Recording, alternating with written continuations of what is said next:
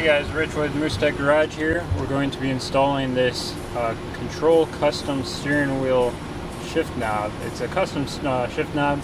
You can see it's made out of Alcantara. It's got the blue stitching and a little Polestar blue gate up top.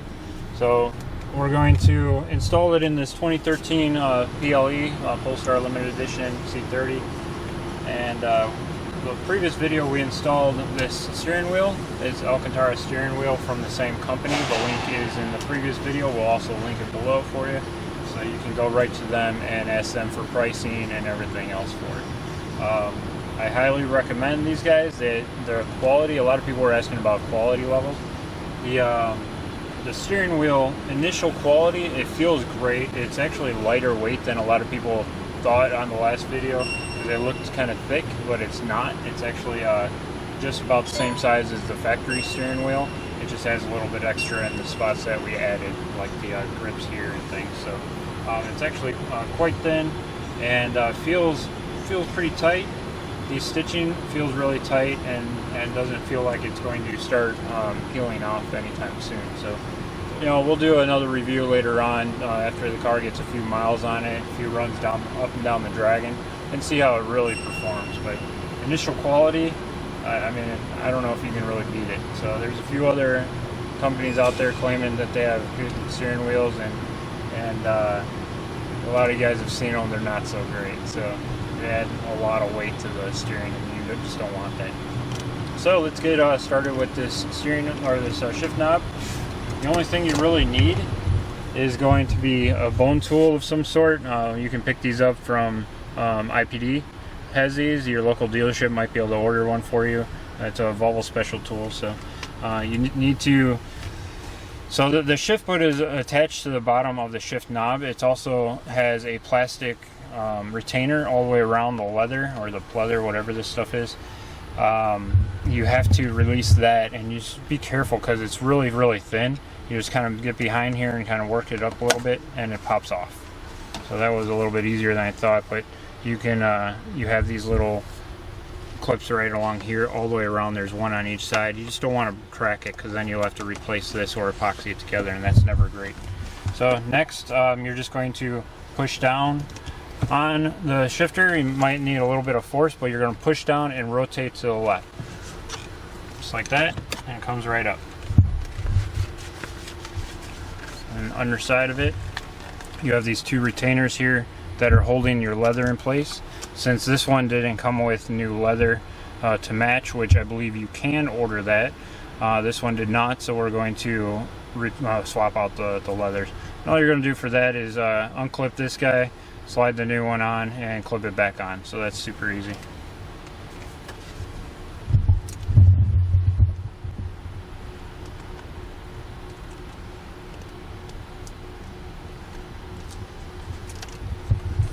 Alright, don't just go and mad dog this thing.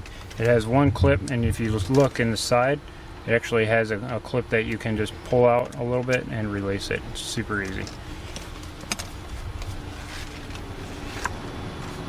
That comes all the way off. You want to obviously orientate it correctly. So this is, you know, the way that, what the curve of the front of the shifter.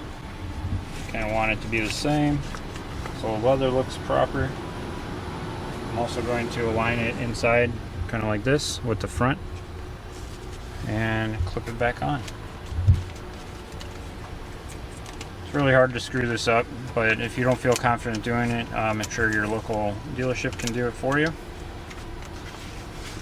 We can, if you're in the Houston area or want to drive to the Houston area, Volvo Cars of West Houston, Volvo Cars West Houston will do it for you at a very small fee, but we'll do it for you.